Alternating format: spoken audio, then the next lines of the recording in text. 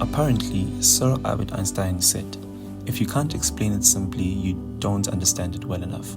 And this in itself outlines how important it is for you to be able to explain something in simple terms in order to show proper understanding of what exactly it is that you have been studying. But thanks to American theoretical physicist Richard Phillips Feynman, there's a solution to that. He was known for his work in the path integral formulation of quantum mechanics, the theory of quantum electrodynamics, the physics of the superfluidity of supercooled liquid helium, and all types of achievements that I don't think you quite give a about. You are here to learn about a method that helps you understand new concepts. It helps you grasp content, helps you understand it, and effectively allows you to memorize it better. Ladies and gentlemen, welcome to the Feynman technique.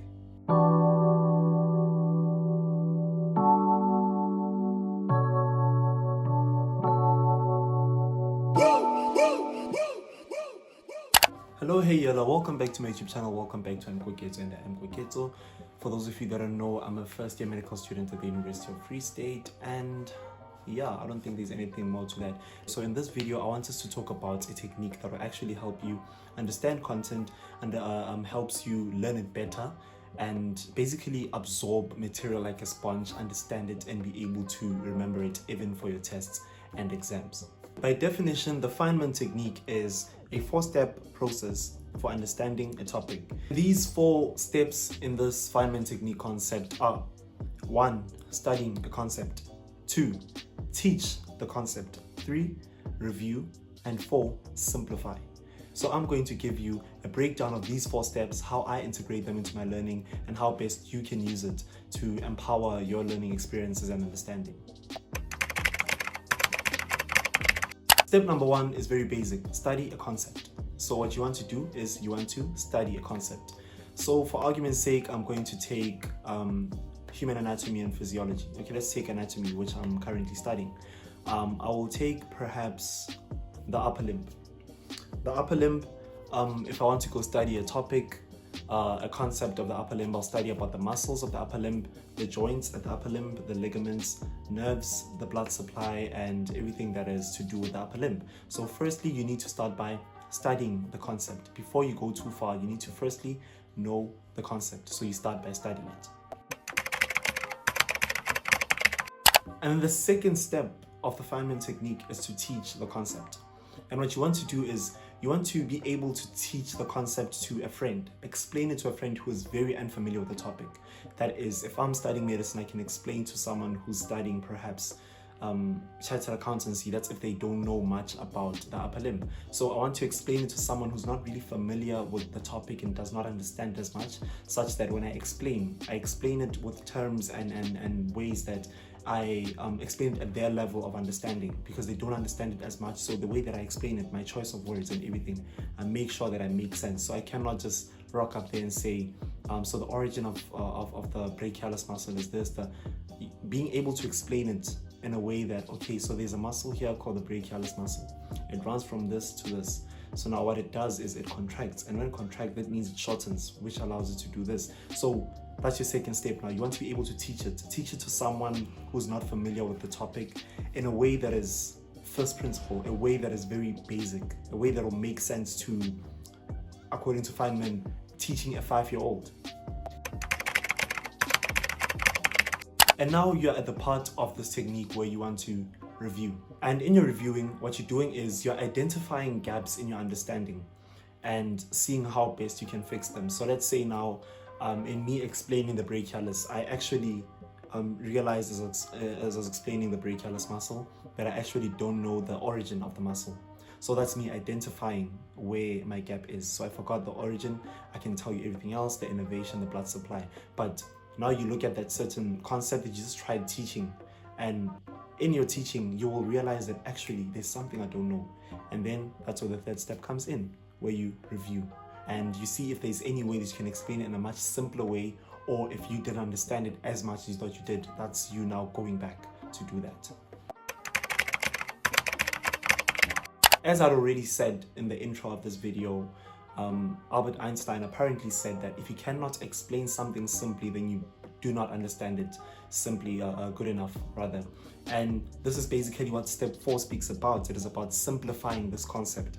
And it says you must go back to your source material and look into your material again. You study. So me having seen that my problem is the origin of the brachialis muscle, now me going back to my source is, okay, I look back at my textbook, look back at my study notes, look back at Google and all my other sources where I do get this material, and I look at how best I can explain this in a way that makes sense. I look at where exactly I lack, and I see, okay, I did not know the origin, so now I go and look at the origin. So I've identified where the gap is, and now I'm fixing that gap. I'm filling in that gap. That is me studying, reviewing where exactly I'm supposed to be fixing. And until I understand the origin well enough, the concept, and be able to explain it simply when I do it over again, and only then can I be confident that yes, I do understand this certain concept. Thank you to SAEI for sponsoring this part of the video.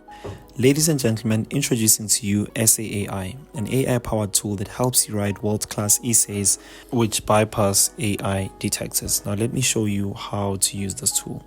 So I'm going to ask SAEI to give me an essay that is about nature, animals, plants, and overall description about nature. So you can type here a very specific description, that is words. You choose whether you want a descriptive, narrative, or any sort of essay. And I've chosen my options. I want it in English, and then I generate my essay. Now it is loading.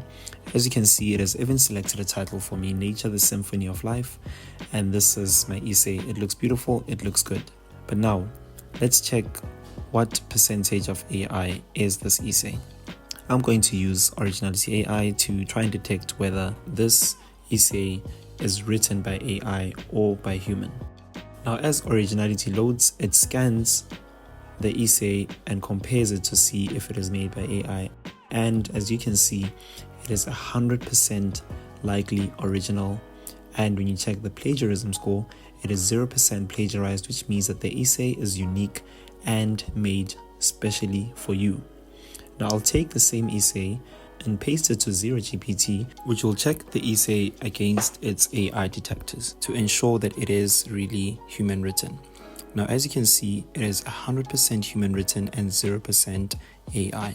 So join SAEI today, which is a tool that offers features like idea generation, outline creation, content generation in editing and proofreading, and research assistance. It is a tool with AI detectors within it that aims to streamline the writing process, save time, and improve quality of writing. This AI-powered tool is a writing tool that's designed to assist with writing tasks such as generating ideas, outlining, drafting, and editing essays, articles, and other written content. To try SAEI now, click on the link in the description box down below. And now, one of the most important things actually when it comes to the Feynman technique, which actually forms a very big part of the entire technique, is that in you studying this thing, you want to formulate in your mind sort of like an explanation that creates an analogy. You want to always create analogies in things that are very simple to people, things that will always make sense. So for argument's sake, if I'm going to explain this to my mother, who did not study medicine whatsoever, if I'm going to explain it to her, I cannot rock up to her and say, there's a joint on the elbow which is called a hinge joint. She has no idea what that is. So that is me now saying, okay, think about the door hinge, okay? What does the door hinge do? That is me using an analogy that they're familiar with to explain a difficult concept. That is me explaining something simply to show that I understand it well enough. I look at, okay, the hinge of a door. It moves in it's not unidirectional, what do you call it? Uniaxial, which means in one axis. It only goes forward and back. You cannot go to the side to side. And that's what a door does. If your door was able to lift up, I don't know, your mother's door is a Lamborghini. But for as long as your door looks like my door, it can only do this and this. It can never do this, right? So that's me explaining. So a hinge joint does that. It only moves in one direction, in the other direction. Now she'll be able to understand, oh, actually it makes sense. It makes why. It's because my explanation was in a way that the analogy that I used is something she's familiar with. So you being able to explain that certain concept to someone, a 5-year-old or someone who's not familiar with the topic whatsoever, in a way that you use an analogy that they're familiar with, is one of the biggest things actually to making sure that you really do understand a certain topic or concept. And basically what you do now is you repeat the first 4 steps until you have mastered something. And how do you know that you've mastered it? You're able to explain it simply and well enough, and you can take questions. If I ask you why, you should be able to answer that. And now for the more practical part of this entire technique is now, how exactly, okay, so Koketso, you said I must study, you said I must review. How do I do that? How do I know that, okay, I've studied? How do I know that I now understand the concept? So I have these 4 points here that I took from the way that I do it, and I also asked quite a number of people that I recommend the technique to, who came to me and told me that this is how you do the certain thing. So firstly, what I do is whenever I'm studying something, I say and ask myself, does this make sense? To those that have studied with me before, or those that have been with me when I'm reading something, I will usually read, even if it's an email, I'll read it first time and then say, no, let me read it again. And then I'll read again and then I ask myself, does this make sense? If I'm not sure, I read it again. So that's me asking myself every single now and then, does this make sense? I start by reading. This is the shoulder, elbow. The elbow is a hinge joint which is uniaxial. I'm like, okay, hold on. The elbow, okay, uniaxial. This makes sense. What is uniaxial? That's me going to Google. Uniaxial. Uniaxial means in one axis. Oh, okay. I go back and I read again. An elbow is a joint that is uniaxial. And then I ask myself, okay, does this make sense? Until I can move on with saying, actually, yeah, it does make sense. That's me saying now, if I move out of here and I see someone who's not studying anything medicine related and I tell them this and I'm able to explain it well, then they do understand it, because I have asked myself quite a number of times, does this make sense? And if it does, then only then do I move on. And now another thing that is very important when it comes to trying to grasp knowledge and trying to understand it well enough is repetition. It is repetition. So reviewing your knowledge, think about how when you watched Sarafina for the first time, you noticed certain things. When you came back and watched it the second time, you noticed another thing. When you watched the third time, so each time you watch a movie, you notice something different. I watched Sarafina the first time. I was like, okay, hello, it's fine, right? I watched it the second time. I'm like, oh, this lady's got a gun. Oh, okay. I saw it the first time, but I didn't notice it. Third time, like, hey, Hannah, Somizi was here. Somizi was crocodile. Okay. And then third time. So each time you watch it, you realize something new. Each time you watch a movie, you realize something new. It's like watching Mr. Bones. Each time you watch it, you learn something new. You see something different that you haven't seen the time before. It's not like it was not there before. It's just that the more you look at something, the more you review something, the more you repeat something, the much more sense it makes. The more things you notice. So that's what you want to do. You want to repeat your things. Repetition. Spaced repetition. I don't know if I've made a video on this. If I haven't, I will make a video on this. Spaced repetition. This is a concept that really deserves its own video. Being able to review something today, come back 2 days later and see if you remember it. Review it again. Come back again 4 days later and review it again, and then review it again 3 days later. If someone comes and asks you at that time, okay, so what is an elbow? What type of a joint is it? You will be able to say it's uniaxial. For those of you that are going to study anything medicine related, I think I've taught you something in this video. An elbow joint is uniaxial. So you go into your medicine course knowing this already, right? But yeah, that's not the point. The point that I'm making here is repetition is very important. See how I've been repeating an elbow is a uniaxial joint. You now know that. You now know that because I've repeated it so many times. And that's me saying, I'm not claiming. I'm showing you proof that me repeating that it's a uniaxial joint actually works, because now you know that. You can go out of your house, explain it to a friend, and tell them that it's a hinge joint because it works like a door hinge. Why? It's because I've repeated that. Repetition, repetition, and repetition is what solidifies something in your mind, keeps it there in your long-term memory. And another thing now, one thing about me is I'll always ask why. So whenever you're learning a concept, I want you to think of it as though you're explaining it to me, Koketso. You will tell me perhaps, let me see. Let me think of something. Life science? I can't think of life science. Okay, physics. You will tell me in physics, an object goes up in the air, reaches maximum height, and falls back down. Why? Because there's gravitational force. Why is there gravitational force? It's because if there wasn't, then objects would be floating around. But why do we not want objects to float around? You know, that's my question. I always ask why. So you always asking yourself why is you gaining a very detailed yet on the surface understanding of things. I don't know if it makes sense. Like if someone now, if maybe in a question, they just say, an object took 10 seconds going up and 10 seconds going down. You're like, why? Because it went up, reached maximum height where it hit 0 and came back down. Why did it reach 0? Because if something goes up, it has to come back down.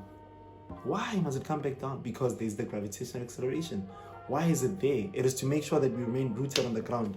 If I put this thing here, it's supposed to remain there because of gravitational acceleration. If there wasn't, then everything would be upside down. So being able to ask yourself, why? Or even how?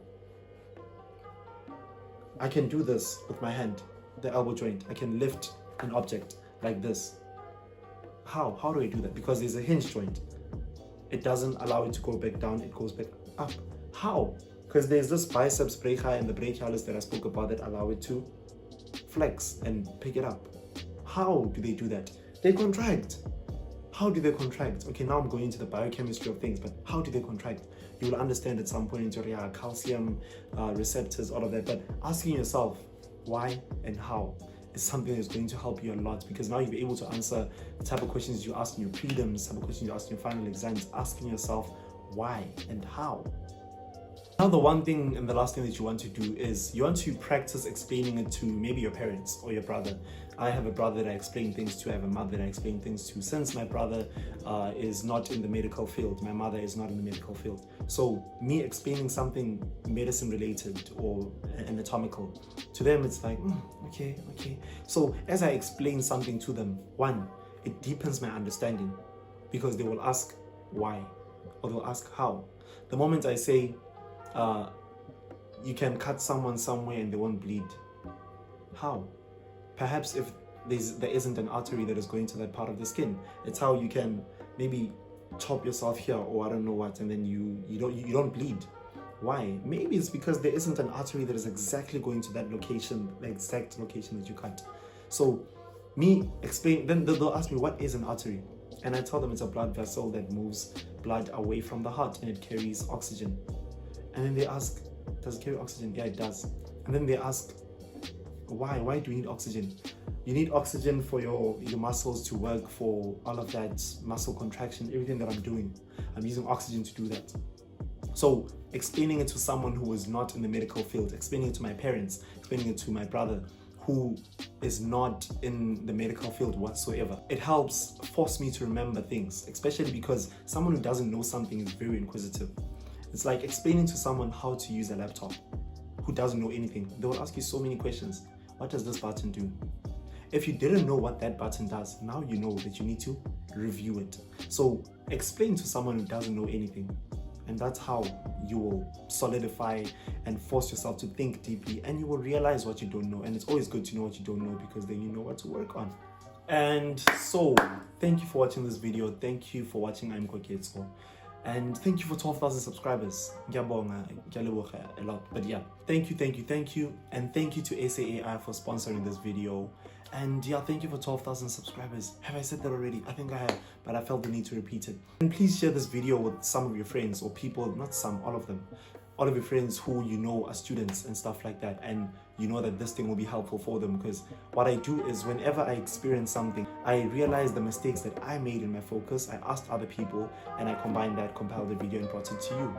So even in this video, I looked at how I learn, asked other people how they do it, and then it made sense that, okay, actually it's this thing, the Feynman technique, and then I sent it out to the people. So please share with people, allow it to help others. Do not gatekeep information.